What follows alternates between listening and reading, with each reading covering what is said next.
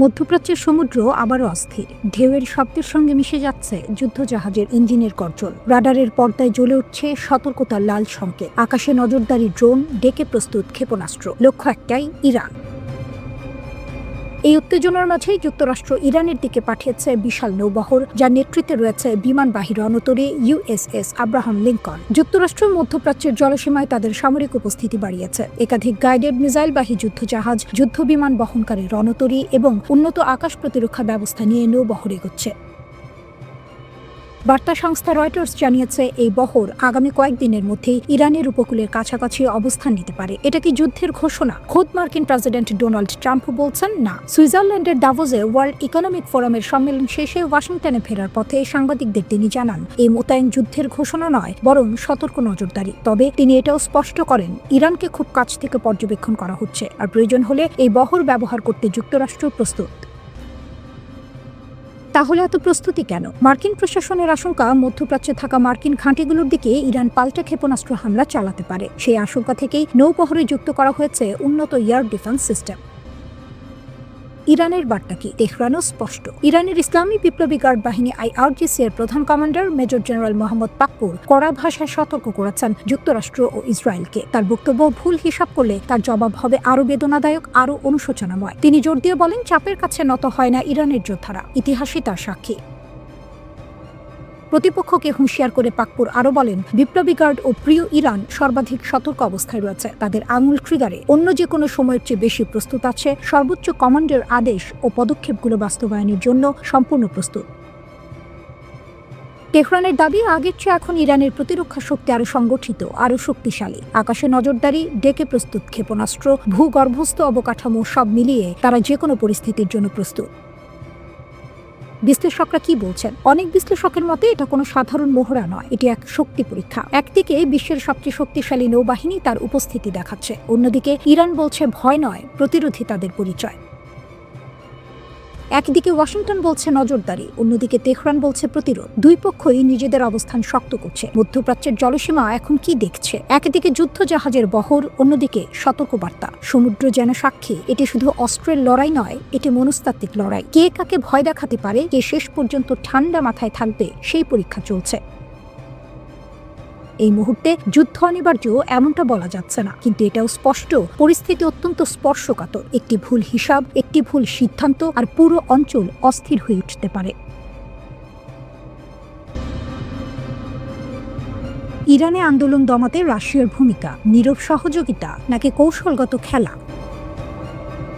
ইরানি সরকার বিরোধী আন্দোলন যখন তীব্র আকার ধারণ করে, তখন আন্তর্জাতিক সংবাদ মাধ্যমে একটি প্রশ্ন ঘুরপাক খেতে থাকে, এই আন্দোলন দমাতে কি রাশিয়া গুরুত্বপূর্ণ ভূমিকা পালন করেছে? আর যদি করে থাকে, তাহলে যুক্তরাষ্ট্র ও ইসরায়েলের চোখ ফাঁকি দিয়ে মস্কো কিভাবে তেহরানকে সাহায্য করল? ইরানকে ঘিরে যুক্তরাষ্ট্র ও ইসরায়েল বহুদিন ধরেই চাপ তৈরি করে আসছে। মার্কিন প্রেসিডেন্ট ডোনাল্ড ট্রাম্প প্রকাশ্যেই ইরানের অর্থনৈতিক সংকট, বেকারত্ব এবং আন্দোলনকে হাতিয়ার বানিয়ে খামেনির শাসন ব্যবস্থা পতনের কথা বলেছেন। আন্দোলনের সময় ট্রাম্পের একের পর এক মন্তব্য অনেক বিশ্লেষকের চোখে সরাসরি উস্কানি।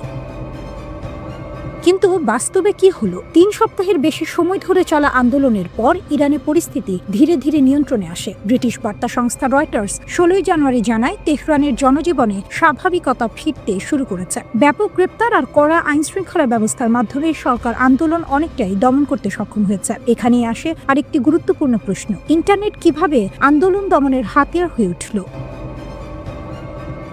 আন্দোলনের সময় ইরান সরকার ইন্টারনেট বন্ধ করে দেয়, তবে এই সুযোগে ট্রাম্পের ঘনিষ্ঠ ব্যবসায়ী ইলন মাস্ক তার মালিকানাধীন স্টারলিংক স্যাটেলাইট ইন্টারনেট ইরানিদের জন্য উন্মুক্ত করার ঘোষণা দেন, এমনকি বিনা খরচে সেবা দেওয়ার কথাও বলেন। কিন্তু বাস্তবে এই উদ্যোগ খুব একটা কাজে আসেনি। বিজনেস স্ট্যান্ডার্ড জানায়, স্টারলিংক ঠেকাতে ইরান ব্যবহার করেছে রাশিয়ার দেয়া বিশেষ প্রযুক্তি। এক ধরনের জ্যামার ব্যবহার করে স্টারলিংকের আপলিংক ও ডাউনলিংকের প্রায় 80% ট্রাফিক অকার্যকর করে ফেলে ইরান। ফলে ইন্টারনেট সরবরাহে বড় বাধার মুখে পড়ে মাস্কের উদ্যোগ। এখানেই স্পষ্ট হয় রাশিয়ার নীরব কিন্তু কার্যকর ভূমিকা। 2022 সালে ইউক্রেন যুদ্ধে ইরান রাশিয়াকে স্বল্প মূল্যের কিন্তু শক্তিশালী ড্রোন দিয়েছিল এমন অভিযোগ করে পশ্চিমা দেশগুলো। সেই সহযোগিতার কথা মনে রেখেই ইরান বিপদে পড়লে চুপ করে থাকেননি প্রেসিডেন্ট ভ্লাদিমির পুতিন। শুধু প্রযুক্তিগত সহায়তাই নয়, কূটনৈতিকভাবেও ইরানের পাশে দাঁড়ায় রাশিয়া। ট্রাম্প যখন একের পর এক সামরিক হামলার হুমকি দিচ্ছিলেন, তখনই রাশিয়ার পররাষ্ট্র মন্ত্রণালয় সতর্ক করে বলে, ইরানের বিরুদ্ধে যে কোনো সামরিক পদক্ষেপ হবে বিধ্বংসী, যা পুরো মধ্যপ্রাচ্য ও বৈশ্বিক নিরাপত্তাকে ঝুঁকিতে ফেলবে। একই সঙ্গে উত্তেজনা কমাতে মধ্যস্থতাকারীর ভূমিকায় নামেন পুতিন। তিনি একই দিনে ইসরায়েলের প্রধানমন্ত্রী বেনিয়ামিন নেতানিয়াহু এবং ইরানের প্রেসিডেন্ট মাসুদ পেজিশকিয়ানের সঙ্গে ফোনে কথা বলেন। রাশিয়া জানায় তারা সংলাপের মাধ্যমে সংকট সমাধানে প্রস্তুত। এদিকে সামরিক বার্তাও দেয়া হয় ভিন্নভাবে। ইরানে আন্দোলন চলাকালীন সময়েই রাশিয়া ও চীনের যুদ্ধ জাহাজ ইরানের সঙ্গে যৌথ নৌ মহড়ায় অংশ নেয়। দক্ষিণ আফ্রিকার জলসীমায় অনুষ্ঠিত এই মহড়াকে অনেক বিশ্লেষক দেখছেন যুক্তরাষ্ট্র ও ইসরায়েলের প্রতি কঠোর বার্তা হিসেবে। সবচেয়ে গুরুত্বপূর্ণ বিষয় হল 2025 সালের জানুয়ারিতে রাশিয়া ও ইরানের মধ্যে একটি 20 বছর মেয়াদী কৌশলগত চুক্তি হয়। এই চুক্তির আওতায় রাশিয়া ইরানকে সামরিক, অর্থনৈতিক ও কৌশলগত সহায়তা দেবে, এমনকি যুক্তরাষ্ট্রের নিষেধাজ্ঞা উপেক্ষা করেও। সব মিলিয়ে বলা যায়, পুতিনের কৌশল ছিল বহুস্তর বিশিষ্ট প্রযুক্তি, কূটনীতি, সামরিক মহড়া আর দীর্ঘমেয়াদী চুক্তি। এর ফলেই আয়াতুল্লাহ খামেনির নেতৃত্বাধীন সরকার আন্দোলন দমন করে অনেকটা নিয়ন্ত্রণ ফিরিয়ে আনতে পেরেছে। ইরানের সবচেয়ে শক্তিশালী সামরিক বাহিনী Islamic revolutionary guard corps IRGC একটি ভয়ঙ্কর হুমকি দিয়েছে। তাদের ঘনিষ্ঠ একটি টেলিগ্রাম চ্যানেলে দাবি করা হয়েছে, কাতারে মার্কিন সামরিক কমান্ডাররা কোথায় লুকিয়ে আছেন সেই জায়গা তারা চিহ্নিত করে ফেলেছে। কাতারের গোপন অবস্থান নিয়ে কী দাবি? ওই পোস্টে বলা হয়, যুক্তরাষ্ট্রের সেন্টকম এর শীর্ষ কর্মকর্তারা কাতারের বিখ্যাত আল উদেইদ বিমান ঘাঁটি ছেড়ে গোপনে দোহা শহরের একটি বিলাসবহুল হোটেলে আশ্রয় নিয়েছেন। বার্তাটি ছিল স্পষ্ট এবং হুমকিমূলক, 5 তারকা হোটেলের দেয়ালেও নিরাপত্তা দিতে পারবে না। এর মানে ইরান পরিষ্কার করে জানাতে চাইছে, আমেরিকান সেনারা যেখানে থাকুক তারা ইরানের নিশানার বাইরে নয়। আল উদেইদ এয়ারবেস কেন এত গুরুত্বপূর্ণ? কাতারের আল উদেইদ বিমান ঘাঁটি হচ্ছে মধ্যপ্রাচ্যে যুক্তরাষ্ট্রের সবচেয়ে বড় সামরিক ঘাঁটি। এখানে প্রায় 10,000 মার্কিন সেনা অবস্থান করে। এই ঘাঁটি থেকে পরিচালিত হয় পুরো মধ্যপ্রাচ্যের জন্য US সেন্ট্রাল কমান্ড, মার্কিন বিমান বাহিনীর আঞ্চলিক সদর দপ্তর, ব্রিটিশ রয়্যাল এয়ারফোর্সের গুরুত্বপূর্ণ ইউনিট। অর্থাৎ এই ঘাঁটি মানেই আমেরিকার যুদ্ধের মস্তিষ্ক। হঠাৎ সেনা সরানোর কারণ কি? যুক্তরাষ্ট্র আল উদেইদ ঘাঁটি থেকে কিছু সেনা ও কর্মীকে সরিয়ে নেওয়ার নির্দেশ দেয়। সরকারিভাবে বলা হয়েছে এটি সতর্কতামূলক ব্যবস্থা। একই সঙ্গে মার্কিন পররাষ্ট্র দপ্তর মধ্যপ্রাচ্যে অবস্থানরত মার্কিন নাগরিকদের সতর্ক থাকতে বলেছে এবং সামরিক স্থাপনায় অপ্রয়োজনীয় যাতায়াত এড়িয়ে চলার নির্দেশ দিয়েছে। কারণ একটাই, ইরান সরাসরি হুঁশিয়ারি দিয়েছে, যদি আমেরিকা হামলা চালায় তাহলে মধ্যপ্রাচ্যের যেসব দেশে মার্কিন ঘাঁটি আছে সেগুলো সবই লক্ষ্যবস্তু হবে। ট্রাম্প কি পিছু হচ্ছেন? এই উত্তেজনার মধ্যেই মার্কিন প্রেসিডেন্ট ডোনাল্ড ট্রাম্প কিছুটা নরম সুরে কথা বলেছেন। তিনি দাবি করেন, ইরান নাকি 800 রাজনৈতিক বন্দীর ফাঁসি বাতিল করেছে, আর সেটাকেই তিনি ইতিবাচক অগ্রগতি হিসেবে দেখছেন। এক সাংবাদিক প্রশ্ন করেছিলেন, আপনি তো ইরানে বিক্ষোভকারীদের রাস্তায় নামতে বলেছিলেন, সাহায্যের কথাও বলেছিলেন, সেই সাহায্য কি এখনও আসছে? ট্রাম্পের উত্তর ছিল, আমরা দেখব। তারা 800 জনকে ফাঁসি দেয়নি, এটা বড় ব্যাপার। এতে মনে হচ্ছে ট্রাম্প হয়তো এখনই হামলার সিদ্ধান্ত নিচ্ছেন না। কিন্তু যুক্তরাষ্ট্রের সামরিক প্রস্তুতি কি যুদ্ধের ইঙ্গিত? কথার বাইরে বাস্তব চিত্র একেবারেই ভিন্ন। যুক্তরাষ্ট্র ইতিমধ্যে একটি এয়ারক্রাফট ক্যারিয়ার স্ট্রাইক গ্রুপ মধ্যপ্রাচ্যে পাঠিয়েছে। USS আব্রাহাম লিঙ্কন সহ একাধিক যুদ্ধজাহাজ রওনা দিয়েছে। অন্তত 6টি আকাশে জ্বালানি সরবরাহকারী বিমান সৌদি আরবের দিকে যাচ্ছে। এগুলো কোনো সাধারণ মহড়া নয়, এগুলো যুদ্ধের প্রাক প্রস্তুতি বলেই মনে করছেন বিশ্লেষকরা। ফক্স নিউজ জানিয়েছে, যদি ট্রাম্প হামলার অনুমতি দেন তাহলে তা আগের যে কোনো অভিযানের চেয়ে অনেক বেশি ভয়ঙ্কর হতে পারে। আরব দেশগুলো কেন আতঙ্কিত? সবচেয়ে বড় বিষয় হলো, যুক্তরাষ্ট্রের মিত্ররাই এখন হামলার বিরোধিতা করছে। সৌদি আরব, কাতার, ওমান সবাই ওয়াশিংটনকে বলছে পিছিয়ে যান, না হলে পুরো মধ্যপ্রাচ্য জ্বলে উঠবে। কারণ তারা জানে ইরান একা নয়, হামলা হলে প্রতিক্রিয়া আসবে বহু দিক থেকে। তাহলে যুদ্ধ কতটা কাছে? হোয়াইট হাউস বলছে, সব খবরই অনুমানের ওপর ভিত্তি করে। তাদের বক্তব্য, ট্রাম্প ছাড়া কেউ জানে না তিনি কি করবেন। শক্তি, জেদ, অটলতা। ইরানের রাষ্ট্র টেলিভিশনে সম্প্রচারিত ছবি দেখাচ্ছে ইসলামী বিপ্লবী গার্ড কোরের স্থলবাহিনী স্থিরভাবে দাঁড়িয়ে আছে। শুধুমাত্র তেহরানের রাস্তা নয়, পুরো বিশ্বের দিকে একটি স্পষ্ট বার্তা, আমরা প্রস্তুত। এটি কোনো সাধারণ অনুষ্ঠান নয়, এটি ইরানের উত্তরের সীমান্তে সেনা শক্তির প্রদর্শনী।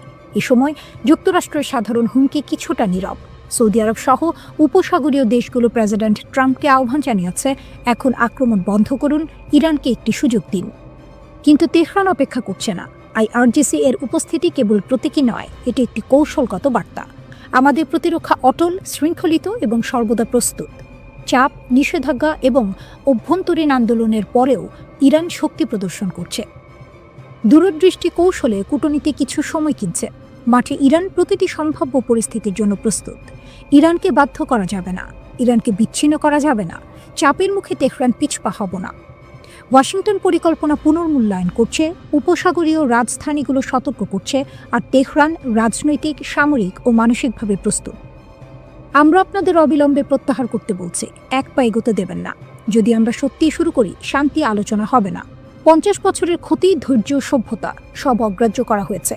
যদি আমরা আবার সেই পবিত্র প্রতিরক্ষা যুগে ফিরে যাই, সমস্যা এড়ানো যাবে না। এখনই থামুন, ফিরে যান।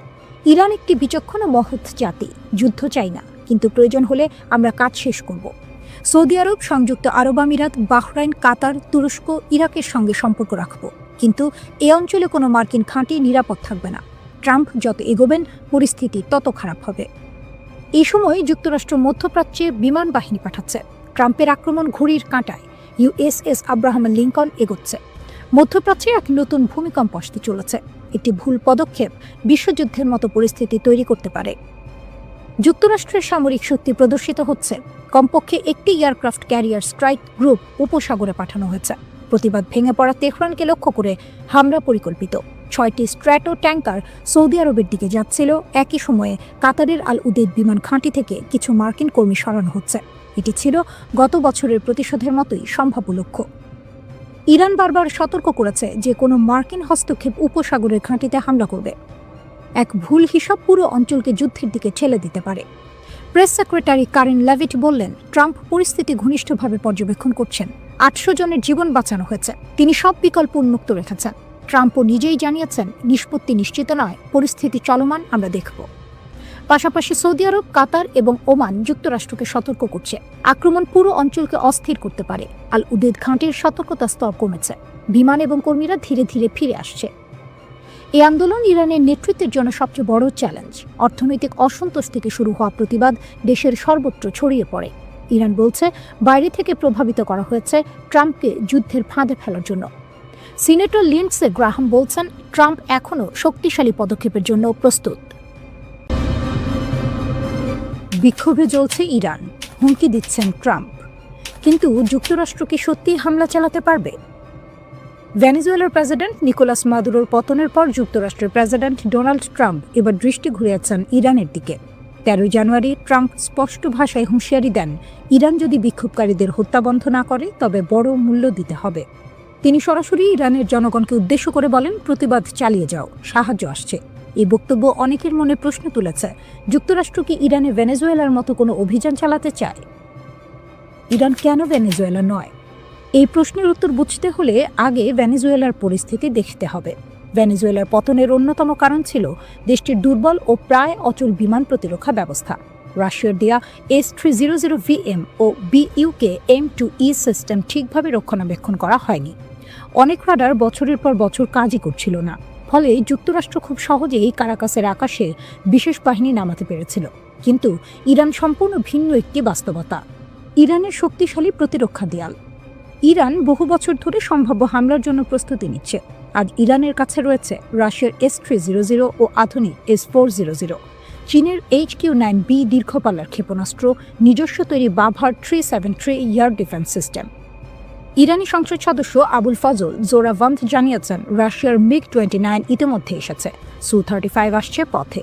চীন ও রাশিয়া বিপুল সংখ্যক এয়ার ডিফেন্স সিস্টেম সরবরাহ করছে। HQ-9B ক্ষেপণাস্ত্র রেঞ্জ প্রায় 300 কিলোমিটার।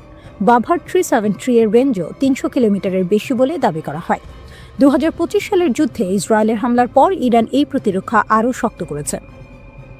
ক্ষেপণাস্ত্র শক্তি ইরানের সবচেয়ে বড় হাতিয়ার। ইরানের কাছে প্রায় 2000 ব্যালিস্টিক ক্ষেপণাস্ত্র রয়েছে বলে ধারণা করা হয়। অনেক ক্ষেপণাস্ত্র ঘাঁটি পাহাড়ের গভীরে লুকানো, যেগুলো ধ্বংস করা প্রায় অসম্ভব। ইরানের রিভলিউশনারি গার্ড বলছে, তারা এখন যে কোনো যুদ্ধের জন্য সর্বোচ্চ প্রস্তুত। যুক্তরাষ্ট্রের সীমাবদ্ধতা। 2025 সালের মতো পরিস্থিতি এখন নেই। এই মুহূর্তে উপসাগরে কোনো মার্কিন এয়ারক্রাফট ক্যারিয়ার নেই। USS গার্ল্যান্ড আর ফোর্ড পাঠানো হয়েছে ক্যারিবিয়ানে। USS নিমেটস রয়েছে নিজ দেশে। ইরানে হামলা চালাতে হলে যুক্তরাষ্ট্রকে কাতার, বাহরাইন, সৌদি আরব, সংযুক্ত আরব আমিরাত বা ইরাকের ঘাঁটির ওপর নির্ভর করতে হবে।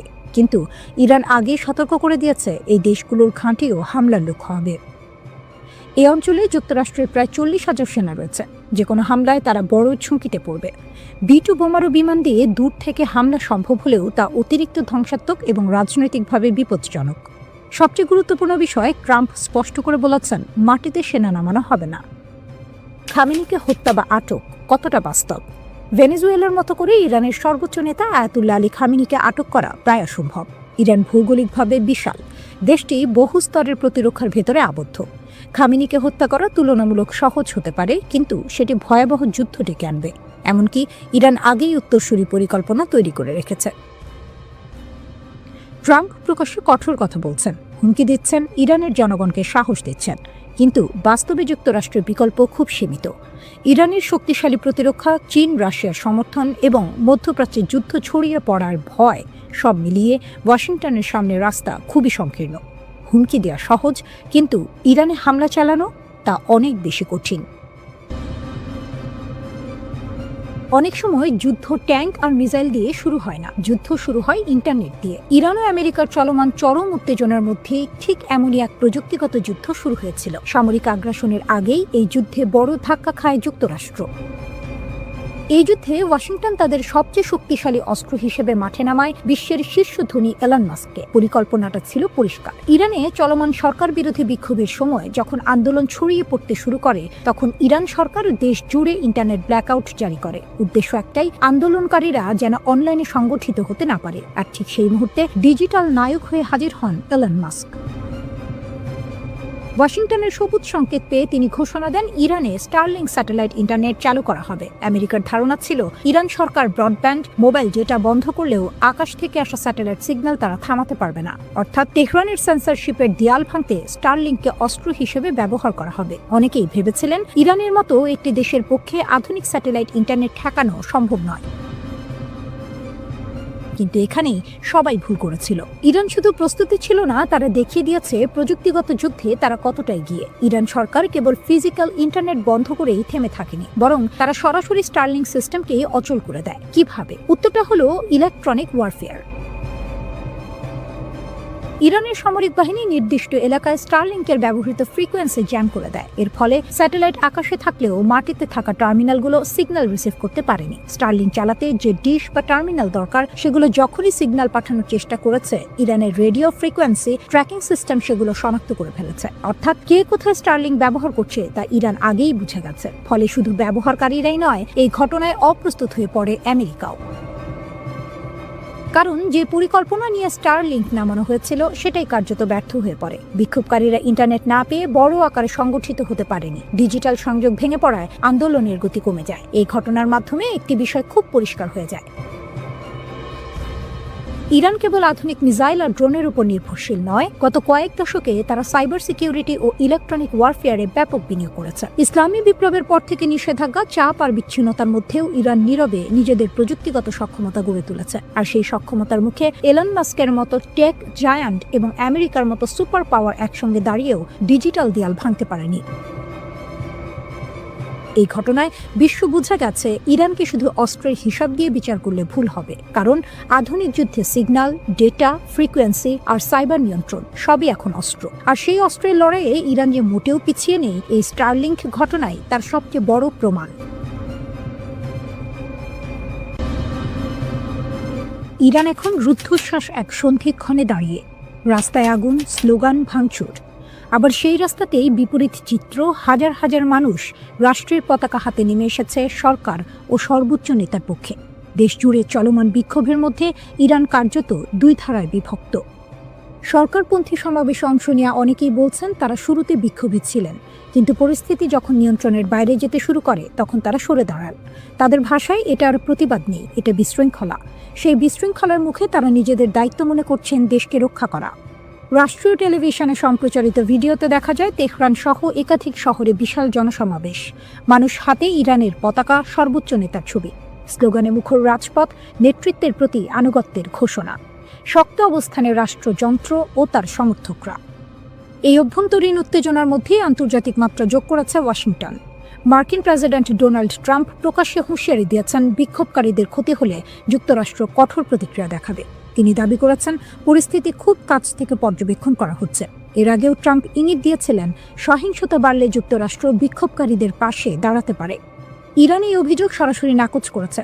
দেশটির পররাষ্ট্রমন্ত্রী আব্বাস আরাকচি অভিযোগ তুলেছেন যুক্তরাষ্ট্র ও ইসরায়েল এই অস্থিরতার পেছনে জড়িত। তার দাবি শান্তিপূর্ণ আন্দোলনকে সহিংসতার দিকে ঠেলে দেওয়ার চেষ্টা চলছে।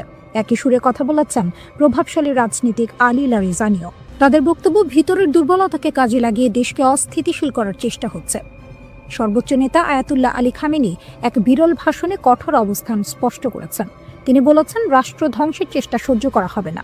তার ভাষায়, ইসলামী প্রজাতন্ত্র ত্যাগের উপর দাঁড়িয়ে আছে এবং প্রয়োজন হলে নিজেকে রক্ষায় শক্তি প্রয়োগ করবে। সরকারি সূত্র জানায় নিরাপত্তা বাহিনী ইতোমধ্যে ব্যাপক ধরপাকড় শুরু করেছে। শত শত মানুষ আটক, বিপুল অস্ত্র উদ্ধারের দাবিও করা হয়েছে। এই পরিস্থিতিতে ট্রাম্পের একটি সামাজিক যোগাযোগ মাধ্যম পোস্ট নতুন করে উত্তেজনা বাড়িয়েছে। সেখানে তিনি লিখেছেন, ইরান হয়তো আগে কখনো এত কাছ থেকে স্বাধীনতাকে দেখেনি।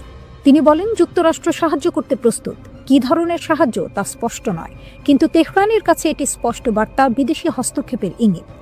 বিক্ষোভ যখন টানা দ্বিতীয় সপ্তাহে, তখন সর্বোচ্চ নেতা সরাসরি ট্রাম্পকে আক্রমণ করেছেন। তিনি তাকে অহংকারী আখ্যা দিয়ে বলেছেন তার হাতে ইরানিদের রক্ত লেগে আছে। তিনি সতর্ক করেন, ইতিহাস বলে ক্ষমতার শীর্ষেই অনেক শাসকের পতন ঘটে।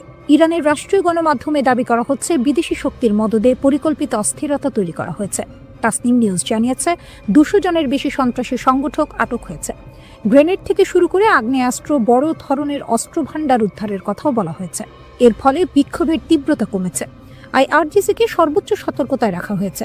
সাধারণ সেনাবাহিনীর বদলে এই বাহিনীর ওপরই ভরসা করছেন সর্বোচ্চ নেতা, কারণ তাদের আনুগত্য প্রশ্নাতীত। একই সঙ্গে সক্রিয় করা হয়েছে ভূগর্ভস্থ ক্ষেপণাস্ত্র ঘাঁটি। বার্তা স্পষ্ট, ইরান প্রস্তুত দুই দিকেই। ভিতরের একদিকেই সর্বনাশ। ইরান যেভাবে ইসরায়েলিদের জালে ফাঁসালো, একটা বেনামি মেসেজ, একটা টেলিগ্রাম লিঙ্ক আর লোভনীয় অর্থের হাতছানি, এভাবেই ইরান ইসরায়েলের মাটিতে তাদের গুপ্তচর বৃত্তির জাল বিছিয়েছিল। আপাত দৃষ্টিতে নিরীহ ছোট ছোট কাজ দিয়ে শুরু, যা শেষ পর্যন্ত ইসরায়েলের জন্য বিশাল এক মাথা ব্যথার কারণ হয়ে দাঁড়িয়েছিল। কিন্তু আসল চমকটা লুকিয়ে ছিল অন্য কোথাও। 2024 সালের এপ্রিলে ইসরায়েলে ইরানের প্রথম ক্ষেপণাস্ত্র হামলার পর 30 জনেরও বেশি ইসরায়েলিকে ইরানি গোয়েন্দা সংস্থার সাথে কাজ করার অভিযোগে অভিযুক্ত করা হয়। এদের বেশিরভাগেরই গল্পটা প্রায় একই রকম। অজানা নম্বর থেকে আসা একটা মেসেজ, যেখানে সামান্য তথ্যের জন্য বা ছোটখাটো কাজের জন্য মোটা অঙ্কের টাকার প্রস্তাব। প্রথম দিকে কাজগুলো ছিল সহজ, যেমন কোনো পার্কের নির্দিষ্ট স্থানে কালো ব্যাগ পুঁতে রাখা হয়েছে কিনা তা পরীক্ষা করা। এর জন্য মিলত প্রায় 1000 মার্কিন ডলার। এরপর যখন লোভের পাল্লা ভারী হতে শুরু করলো, তখন এলো আরও বিপজ্জনক কাজের প্রস্তাব। আদালতের নথি থেকে জানা যায়, গত 1 বছর ধরে ইরানের এই গুপ্তচর বৃত্তির চেষ্টা খুব একটা ফলপ্রসূ হয়নি। তারা ইসরায়েলের উচ্চপদস্থ কর্মকর্তাদের হত্যা করার যে আকাঙ্ক্ষা করেছিল তা পূরণ করতে পারেনি। তবে তাদের কৌশল ছিল মারাত্মক কার্যকর। এত বেশি ইসরায়েলি সাধারণ অভিযান চালাতে রাজি ছিল যে কৌশলগতভাবে গুরুত্বপূর্ণ স্থানগুলির তথ্য সংগ্রহের জন্য গুপ্তচর বৃত্তি অভিযান সফল হতে পারত, যা পরবর্তীতে ইরানি ব্যালিস্টিক ক্ষেপণাস্ত্রের লক্ষ্যবস্তুতে পরিণত হতো। যোগাযোগের পদ্ধতি ছিল বেশ সহজবোধ্য। একটি টেক্সট মেসেজ, যার প্রেরক নিজেকে সংবাদ সংস্থা হিসেবে পরিচয় দিত। মেসেজে প্রায়শই যুদ্ধ সম্পর্কিত তথ্য চাওয়া হতো এবং বলা হতো, আমরা তা কিনতে প্রস্তুত। অন্য একটি মেসেজে আরও সরাসরি বলা হয়েছিল, একটি স্বাধীন জেরুজালেম মুসলমানদের একত্রিত করে, যুদ্ধ সম্পর্কে আমাদের তথ্য পাঠান। এরপরই আসতো টেলিগ্রাম অ্যাপের একটি লিঙ্ক, যেখানে নতুন করে কথোপকথন শুরু হতো। মজার বিষয় হলো, এই কথোপকথনে ইসরায়েলি নাম ব্যবহার করা হতো এবং সহজ কাজের বিনিময়ে অর্থের প্রস্তাব দেওয়া হতো। যদি কেউ আগ্রহ দেখাতো, তাহলে তাদের পেপ্যাল বা ক্রিপ্টোকারেন্সির মাধ্যমে টাকা নেওয়ার জন্য একটি অ্যাপ সেট আপ করার পরামর্শ দেওয়া হতো। 29 সেপ্টেম্বর গ্রেপ্তার হওয়া এক সন্দেহভাজনের ঘটনা ছিল চমকপ্রদ। তাকে একটি পার্কে গিয়ে একটি কালো ব্যাগ পুঁতে রাখা হয়েছে কিনা তা পরীক্ষা করতে বলা হয়েছিল। ব্যাগটি ছিল না, কিন্তু নিয়োগকারী একটি ভিডিও পাঠিয়ে তা প্রমাণ করেছিল এবং তাকে 1000 মার্কিন ডলার দেওয়া হয়েছিল। এরপর তাকে লিফলেট বিতরণ, পোস্টার লাগানো বা গ্রাফিতি স্প্রে করার মতো কাজ দেওয়া হয়েছিল। যার বেশিরভাগই ছিল ইসরায়েলি প্রধানমন্ত্রী বেনিয়ামিন নেতানিয়াহুর বিরুদ্ধে অবমাননাকর স্লোগান। এরপর এলো আরও সংবেদনশীল কাজ, ছবি তোলা। আজারবাইজান বংশোদ্ভূত এক ইসরায়েলিকে দেশের বিভিন্ন স্পর্শকাতর স্থাপনার ছবি তোলার জন্য ভাড়া করা হয়েছিল। এমনকি এই কাজকে সে পারিবারিক ব্যবসায় পরিণত করেছিল। সে তার আত্মীয়দের হাইফা বন্দরের সুবিধাগুলোর ছবি তুলতে সাহায্য করেছিল, যা পরে ইরানি ক্ষেপণাস্ত্রের আঘাতে ক্ষতিগ্রস্ত হয়। ৭২ বছর বয়সী মরতে চাই মতি মামান এর ঘটনাটি ছিল আরও নাটকীয়। তার অর্থের প্রয়োজন ছিল এবং তুরস্কের ২ ব্যবসায়ী ভাইয়ের মাধ্যমে তার পরিচয় হয় এডি নামের এক ইরানি ব্যবসায়ীর সাথে। এডি শুকনো ফল এবং মশলা আমদানি করত। মামানকে সাইপ্রাস হয়ে সামান্দাগে উড়ে যেতে বলা হয়। এরপর তাকে তুরস্কের ইউকসেকোভা শহরে নিয়ে যাওয়া হয়, যেখানে সে একটি হোটেলে ছিল। এডি মামানকে জানায় যে ইসরায়েলিদের ইরানে পাচার করার একটি উপায় আছে। মামান রাজি হয় এবং একটি ট্রাকে লুকিয়ে ইরানে প্রবেশ করে। সেখানে এডি এবং একজন দ্বিতীয় ইরানি কর্মকর্তা মামানের সাথে একটি বিলাসবহুল হোটেলে দেখা করে এবং 3টি কাজের জন্য তাকে হাজার হাজার ডলারের প্রস্তাব দেয়। ইসরায়েলের নির্দিষ্ট স্থানে টাকা বা বন্দুক রেখে আসা, জনাকীর্ণ স্থানের ছবি তোলা এবং অন্যান্য এজেন্টদের হুমকি দেয়া, যারা শত্রুতাপূর্ণ মিশন পরিচালনার জন্য ইরান থেকে তহবিল পেয়েছিল কিন্তু আসলে তাদের মিশন সম্পাদন করেনি।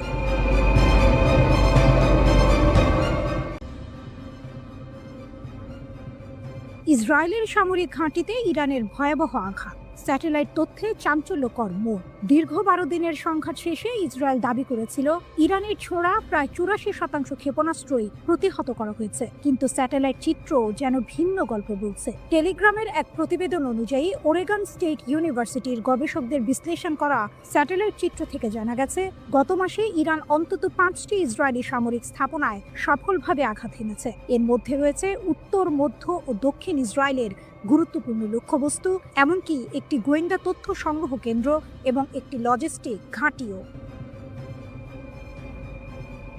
রাডার স্যাটেলাইট ডেটা, লুকানো সত্যের উন্মোচন। এক চাঞ্চল্যকর তথ্য উঠে এসেছে রাডার স্যাটেলাইট ডেটার ভিত্তিতে। এই ডেটা ক্ষেপণাস্ত্র হামলার সাথে সামঞ্জস্যপূর্ণ বিস্ফোরণের ক্ষয়ক্ষতি স্পষ্টভাবে চিহ্নিত করেছে। ইসরায়েলি সামরিক বাহিনী কঠোর সেন্সরশিপ আইনের কারণে এই হামলার তথ্য আগে প্রকাশ করেনি। এমনকি যোগাযোগ করা হলে ইসরায়েলি সেনাবাহিনী এই বিষয়ে কোনো মন্তব্য করতে অস্বীকৃতি জানিয়েছে।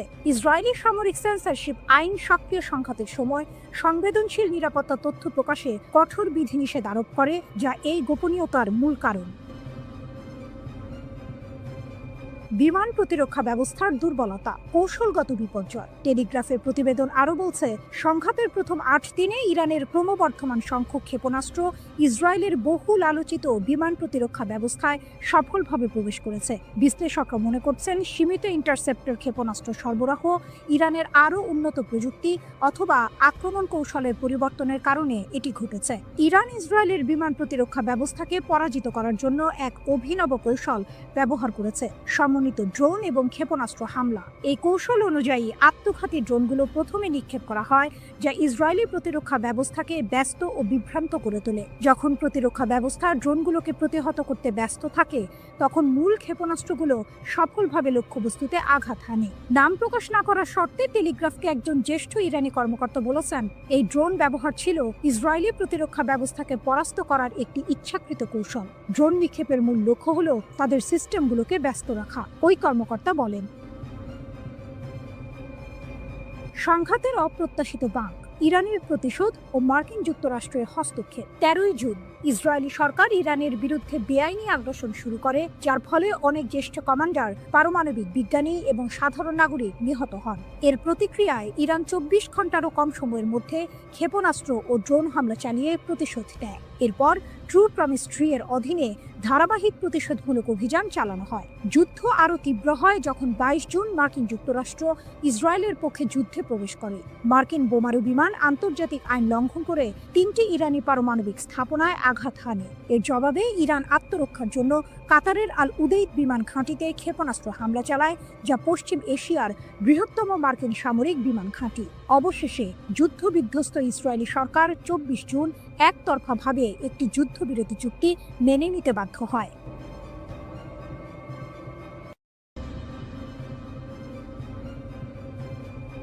ভয়ঙ্কর এক সংবাদের শিরোনাম, কিন্তু তার ভেতরের কথা আরো গভীর। ইরান বলছে তারা এখনো কোনো ক্ষেপণাস্ত্রের শহরের দরজা খোলেনি। এর মানে কি? এর মানে হলো তাদের আসল আঘাত করার ক্ষমতা এখনো অব্যবহৃত।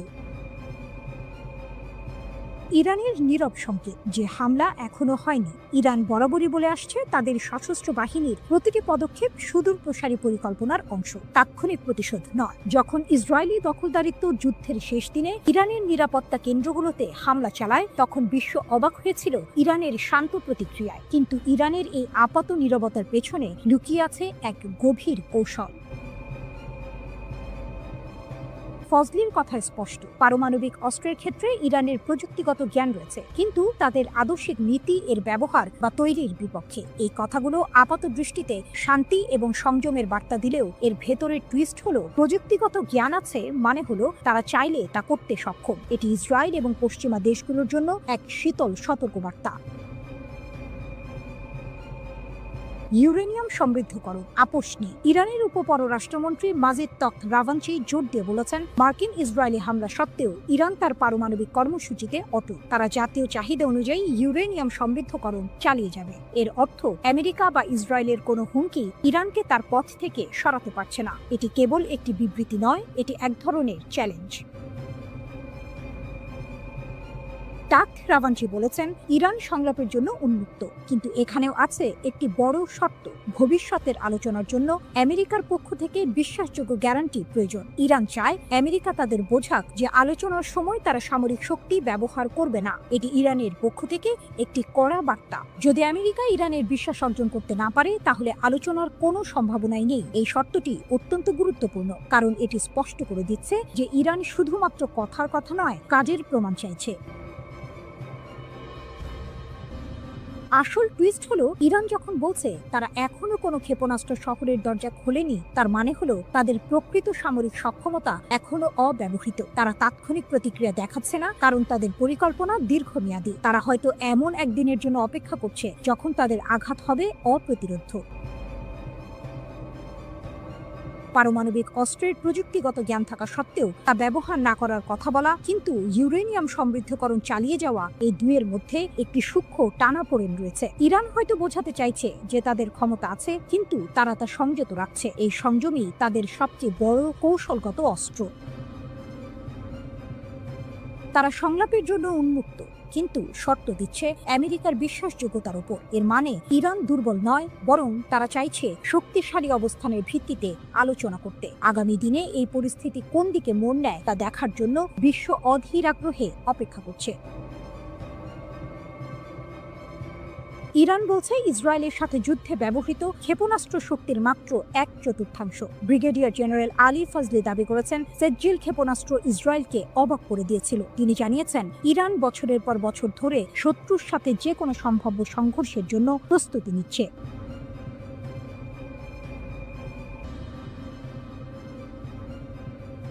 ইসরায়েলের কপালে চিন্তার ভাঁজ। ইরান নাকি এবার ধ্বংসাত্মক আর অভূতপূর্ব জবাব দেবে। ইরানের নতুন হুঁশিয়ারি। ইসরায়েলের কপালে কি আছে? মধ্যপ্রাচ্যের রাজনীতিতে আবারও উত্তাপ ছড়িয়েছে। ইরানের শীর্ষ সামরিক কর্মকর্তারা ইসরায়েলের বিরুদ্ধে কড়া হুঁশিয়ারি দিয়েছেন। ভবিষ্যতে কোনো আগ্রাসন চালালে ইরান নাকি জোরালোভাবে লড়াই করবে। তাদের কথা শুনে মনে হচ্ছে এবার পরিস্থিতি আরও গুরুতর হতে চলেছে। ইরানের শীর্ষ সামরিক কমান্ডার মেজর জেনারেল আমির হাতামি জোর দিয়ে বলেছেন যে ইরানের সেনাবাহিনী যে কোনো আগ্রাসনের বিরুদ্ধে কঠিন লড়াই করবে এবং নিজেদের সার্বভৌমত্ব রক্ষা করবে। তিনি গর্ব করে বলেছেন, ইসরায়েলি আগ্রাসনের বিরুদ্ধে ইরানের বিমান প্রতিরক্ষা সফলভাবে প্রতিরোধ করেছে। এমনকি তিনি দাবি করেছেন, ইরানি জনগণ এবং সশস্ত্র বাহিনী আক্রমণের মুখে ঐক্যবদ্ধ ছিল এবং তাদের লক্ষ্য থেকে কখনো পিছপা হয়নি। এই দাবি যদি সত্যি হয়, তাহলে ইসরায়েলের জন্য এটা একটা বড় দুশ্চিন্তার কারণ হতে পারে।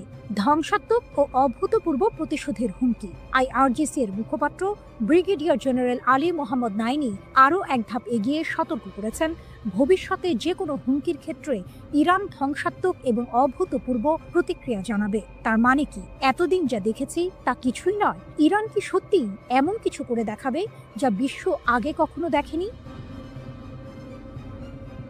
যুক্তরাষ্ট্রের হামলা যুদ্ধের গতি বদলেছে কি? এদিকে ইরানে যুক্তরাষ্ট্র ও ইসরায়েলের যৌথ আগ্রাসনের বহুমাত্রিকতা বিশ্লেষণে রুশ একাডেমি অফ সায়েন্সের ইনস্টিটিউট অব ওরিয়েন্টাল স্টাডিজের গবেষক লানা রাওয়ান্ডি ফাদাই বার্তা সংস্থা মেহেরের সঙ্গে বিস্তারিত কথা বলেছেন। রুশ বিশ্লেষকের মতে পারমাণবিক স্থাপনায় মার্কিন হামলা ছিল মূলত সাজানো নাটক। পশ্চিমা মিডিয়ায় তা রীতিমতো ন্যায়কোচিতভাবে স্থাপিত হয়, তবে বাস্তবে এর সামরিক রাজনৈতিক প্রভাব তেমন ছিল না। এটি ছিল হয়তো একটি থিয়েট্রিক্যাল গ্র্যান্ড ফিনালে, যা সংঘাত গরম হয়ে ওঠার আগে একটি সুন্দর সমাপ্তি এনে দেয়। শেষ পর্যন্ত উভয় পক্ষ যুদ্ধবিরতিতে সম্মত হলো কেন? রাওয়ান্দি বলেন, হামলা পাল্টা হামলায় উভয় পক্ষই প্রচণ্ড ক্ষতিগ্রস্ত হচ্ছিল। ইসরায়েল মার্কিন সহায়তায় আকাশ প্রতিরক্ষা বজায় রাখলেও ইরানের ক্ষেপণাস্ত্র হামলা প্রতিহত করা যাচ্ছিল না। তাদের ক্ষেপণাস্ত্র ও সামরিক সরঞ্জামের ঘাটতি ক্রমেই স্পষ্ট হচ্ছিল। এর মাঝে ইরানের হরমুজ প্রণালী বন্ধের হুমকি ও ইয়েমেনি হুথিদের যুক্তরাষ্ট্রের বিরুদ্ধে চুক্তি বাতিল যুদ্ধকে আরও বিস্তৃত করে ফেলতে পারত।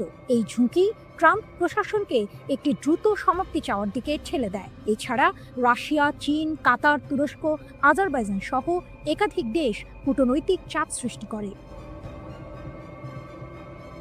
ইরানের প্রতিশোধমূলক ক্ষেপণাস্ত্র হামলায় তেল আবিবের দক্ষিণে রিহোবেদ শহরে ইসরায়েলের বিখ্যাত সামরিক সংশ্লিষ্ট গবেষণাগার বাইসমান ইনস্টিটিউট অফ সায়েন্স পুরোপুরি ধ্বংস হয়ে গেছে। ইরানের সরকারি টেলিভিশন চ্যানেল প্রেস টিভির এক প্রতিবেদনে এর বিস্তারিত তুলে ধরা হয়েছে। এতে বলা হয়েছে, সামরিক শিল্প কমপ্লেক্সের সঙ্গে নিবিড়ভাবে যুক্ত ইসরায়েলি শাসন ব্যবস্থার বৈজ্ঞানিক ও সামরিক গবেষণার মূল ভিত্তি হিসেবে গড়ে ওঠা এই প্রতিষ্ঠানটি এখন কার্যত অচল ও বিধ্বস্ত। ইসরায়েলি সংবাদ মাধ্যমের তথ্য অনুসারে ইরানের সুনির্দিষ্ট এই হামলাকে ভুল করে আক্রমণ হিসেবে দেখা হচ্ছে না, বরং এর লক্ষ্য ছিল পদার্থবিদ্যা, বায়োটেকনোলজি ও কৃত্রিম বুদ্ধিমত্তা সহ সামরিক গবেষণার গুরুত্বপূর্ণ এই কেন্দ্রটিকে গুঁড়িয়ে দেয়া।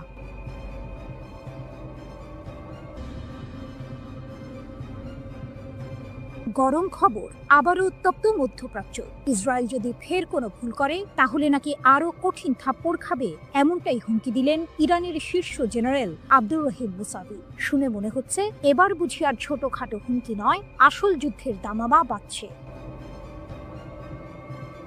লেবাননের একটি টিভি চ্যানেলে দেওয়া সাক্ষাৎকারে ইরানের সশস্ত্র বাহিনীর প্রধান major general Abdur Rahim Musavi সরাসরি হুমকি দিয়েছেন ইসরায়েলকে। তার কথা পরিষ্কার, গত মাসে ইসরায়েল আর আমেরিকার হামলার জবাবে ইরান নাকি তাদের সব শক্তি ব্যবহার করেনি, অর্থাৎ যা হয়েছে তা নাকি ছিল শুধু ট্রেলার। যদি ইসরায়েল আবার একই ভুল করে তাহলে ইরান জাতি আর তাদের সেনাবাহিনী নাকি ইসরায়েলকে আরও কঠিন থাপ্পড় দেবে। 13 জুন ইসরায়েল বিনা প্ররোচনায় ইরানের উপর হামলা চালায়। সেই হামলায় সামরিক কমান্ডার থেকে শুরু করে পরমাণু বিজ্ঞানী, এমনকি সাধারণ মানুষও মারা যান। এর এক সপ্তাহ পর যুক্তরাষ্ট্র যুদ্ধে নেমে পড়ে। আন্তর্জাতিক আইন, জাতিসংঘ সনদ সবকিছু তোয়াক্কা না করে তারা ইরানের 3টি পরমাণু স্থাপনায় বোমা হামলা চালায়। যখন ইসরায়েল আর যুক্তরাষ্ট্র হামলা চালাচ্ছে তখন কি ইরান চুপচাপ বসেছিল? মোটেও না। প্রতিশোধ হিসেবে ইরানের সশস্ত্র বাহিনী ইসরায়েলের দখলে থাকা কৌশলগত স্থাপনাগুলোতে আঘাত হানে। এখানেই শেষ নয়, পশ্চিম এশিয়ার সবচেয়ে বড় মার্কিন সামরিক ঘাঁটি কাতারের আল উদেইদ মার্কিন ঘাঁটিকেও তারা টার্গেট করে। এটা শুনে নিশ্চয়ই অনেকেই অবাক হচ্ছেন। ইরান এতদিন ধরে শুধু হুমকি দিয়ে আসছিল, কিন্তু এবার তারা সরাসরি পাল্টা হামলা চালিয়েছে। 24 জুন ইরান সফলভাবে প্রতিশোধমূলক অভিযান চালিয়ে ইসরায়েল এবং যুক্তরাষ্ট্রের হামলা বন্ধ করতে সক্ষম হয়। শীর্ষ জেনারেলের দাবি, ইসরায়েল নাকি যুদ্ধবিরতির জন্য অনুরোধ করতে বাধ্য হয়েছিল যাতে তারা নিজেদের গুছিয়ে নিতে পারে। এই তথ্য যদি সত্যি হয় তাহলে পরিস্থিতি কিন্তু আরো ঘোলাটে, কারণ এতদিন আমরা যা জেনে এসেছিলাম তার চেয়ে আসল চিত্রটি হয়তো আরো ভিন্ন। যুক্তরাষ্ট্রের প্রত্যক্ষ সমর্থনেই মূলত ইরানে হামলা চালায় যুদ্ধবাজ ইসরায়েল। তবে পরের দিকে এই আগ্রাসন প্রবল প্রতিরোধের মুখে পড়ে এবং শেষ পর্যন্ত আন্তর্জাতিক কূটনীতির মাধ্যমে একটি যুদ্ধবিরতিতে পৌঁছায়। অপ্রকাশিত ক্ষমতা ও নতুন পর্যায়। মেজর জেনারেল মুসাভি আরও সতর্ক করেছেন, যদি যুদ্ধ দীর্ঘায়িত হয় এবং একটি নতুন পর্যায়ে প্রবেশ করে, তাহলে ইসরায়েল নাকি ইরানের এমন ক্ষমতা দেখতে পাবে যা এখনো কাজে লাগানো হয়নি। অর্থাৎ ইরান নাকি তাদের আসল শক্তি এখনো দেখায়নি। তিনি এটাও বলেছেন, বছরের পর বছর ধরে ইসরায়েল আর তাদের সমর্থকরা ইরানের ওপর আঘাত হানার জন্য শক্তি সঞ্চয় করে আসছে। তাদের উদ্দেশ্য হলো পরমাণু ইস্যুকে অজুহাত হিসেবে ব্যবহার করে ইরানকে বিভক্ত করা। কিন্তু ইরান তাদের মৌলিক নীতি থেকে কখনো সরে আসবে না, যার মধ্যে ফিলিস্তিন ও তাদের জনগণের প্রতি সমর্থনও রয়েছে। তাহলে কি ইসরায়েল আর ইরান আবারও একটি বড় যুদ্ধের দিকে এগোচ্ছে?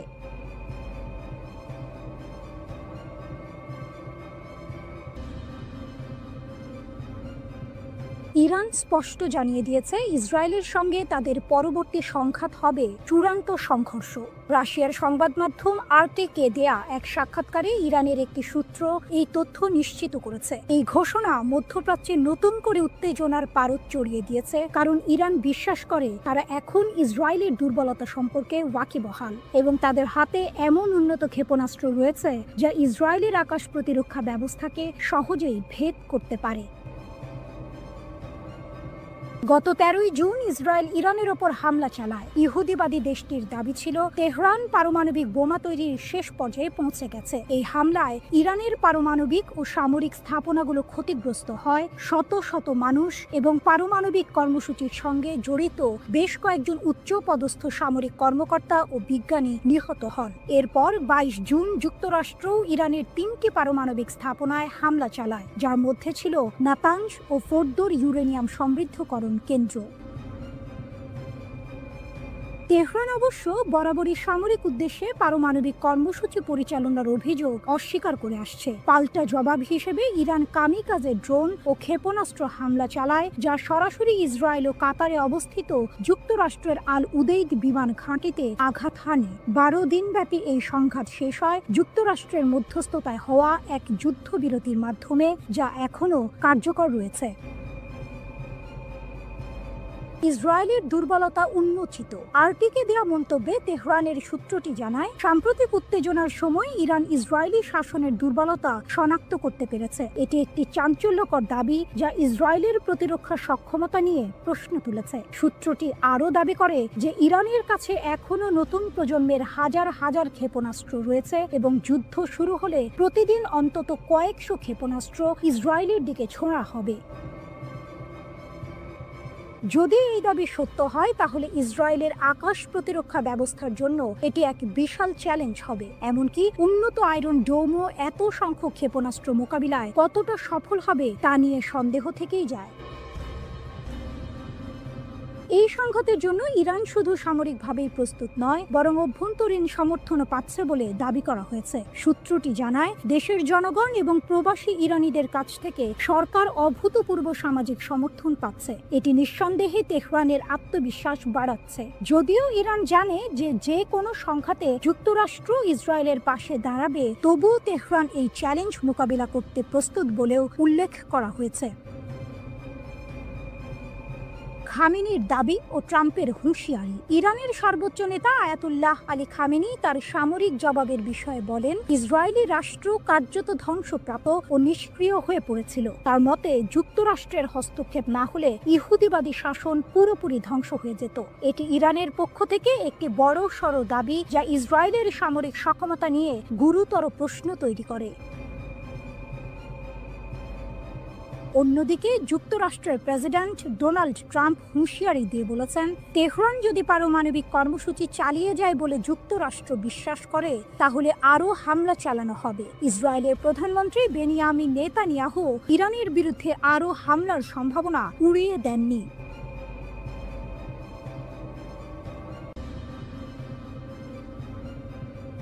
মোসাদ এজেন্টদের জালে ইরান, বিপুল অস্ত্রসহ গ্রেপ্তার 50। মাত্র 2 সপ্তাহে ইরান 50 জন মোসাদ এজেন্টকে গ্রেপ্তার করে বিশ্বকে চমকে দিয়েছে। ইরানের Islamic revolutionary guard corps IRGC দক্ষিণ পূর্বাঞ্চলীয় সিস্তান ও বালুচিস্তান প্রদেশে এই এজেন্টদের আটক করেছে। শুধু তাই নয়, তাদের কাছ থেকে মার্কিন তৈরি অত্যাধুনিক অস্ত্রশস্ত্র ও সামরিক সরঞ্জাম জব্দ করা হয়েছে। IRGC জানিয়েছে, এই এজেন্টরা ইরানের গুরুত্বপূর্ণ অবকাঠামো কাঠামো এবং অর্থনৈতিক কেন্দ্রগুলোতে নাশকতামূলক কর্মকাণ্ড চালানোর পরিকল্পনা করছিল। অস্ত্র পাচারের বিশাল চেষ্টা ব্যর্থ, 22,000 গুলিসহ আটক 3। এই ঘটনার পাশাপাশি ইরানের পশ্চিম লোরেস্তান প্রদেশের পুলিশ সামরিক গোলা বারুদের একটি বিশাল পাচার চক্র ভেঙে দিয়েছে। পোল-ই-দোখতার শহরে একটি অভিযানে 22,000-এরও বেশি কালাশনিকভ গুলি জব্দ করা হয়েছে এবং 3 জন সন্দেহভাজনকে গ্রেপ্তার করা হয়েছে। লোরেস্তানের পুলিশ প্রধান ব্রিগেডিয়ার জেনারেল ইয়াহিয়া এলাহি জানিয়েছেন, পুলিশ গোয়েন্দা ইউনিটগুলো একটি মহাসড়কে 2টি গাড়ির সন্দেহজনক কার্যকলাপ লক্ষ্য করে এই অভিযান শুরু করে। পাচারকারীরা পালিয়ে যাওয়ার চেষ্টা করলেও পুলিশ গুলি চালিয়ে তাদের গাড়ি নিষ্ক্রিয় করে এবং সফলভাবে তাদের আটক করে। ধারণা করা হচ্ছে এই গোলাবারুদ ইরানের পশ্চিমাঞ্চল থেকে লোড করে দেশের দক্ষিণাঞ্চলে পাচারের উদ্দেশ্যে ছিল, যা একটি বৃহত্তর অস্ত্র পাচার নেটওয়ার্কের অংশ। ইসরায়েলের ষড়যন্ত্র নসর, অভ্যন্তরীণ নিরাপত্তা জোরদার। 13 জুন ইরানে ইসরায়েলি হামলার পর থেকে ইরান তাদের অভ্যন্তরীণ নিরাপত্তা জোরদার করেছে এবং বিভিন্ন প্রদেশে গুপ্তচরদের বিরুদ্ধে কঠোর ব্যবস্থা নিচ্ছে। ইরানের বিচার বিভাগের মুখপাত্র আসগর জাহাঙ্গীর ঘোষণা করেছেন, ইসরায়েল শত্রু ভাবাপন্ন কর্মী এবং গুপ্তচরদের একটি নেটওয়ার্কের মাধ্যমে ইরানের অভ্যন্তরীণ নিরাপত্তাকে ক্ষতিগ্রস্ত করার চেষ্টা করছিল। তাদের লক্ষ্য ছিল সামরিক হামলার পাশাপাশি দেশে বিশৃঙ্খলা ও নাশকতামূলক কর্মকাণ্ড চালানো। জাহাঙ্গীর দৃঢ়তার সাথে বলেছেন যে বিচার বিভাগীয় এবং নিরাপত্তা সংস্থাগুলোর সিদ্ধান্তমূলক পদক্ষেপের কারণে এই সমস্ত ষড়যন্ত্র ব্যর্থ করা হয়েছে। তিনি আরও জানান, বিশ্বাসঘাতকদের বিচার করতে এবং ইসরায়েলের সাথে যুক্ত ভার্চুয়াল অ্যাকাউন্টগুলো ট্র্যাক করার জন্য প্রদেশগুলোতে বিশেষ বিচার বিভাগীয় শাখা খোলা হয়েছে। 12 দিন ধরে চলা সংঘাতে শত শত যুদ্ধ বিমান, সশস্ত্র ড্রোন ও ক্ষেপণাস্ত্র ব্যবহার করে ইরানে হামলা চালিয়েছে ইসরায়েলি সেনাবাহিনী। তবে এই সংঘাতে ইসরায়েলকে সবচেয়ে বেশি সাফল্য এনে দিয়েছে অভিনব একটি কৌশল, আর তা হল গোপনে ইরানের অভ্যন্তরে ঢুকে সেখান থেকে বিভিন্ন অভিযান পরিচালনা, স্থিরতা ও বাইরের চাপ মোকাবিলায়।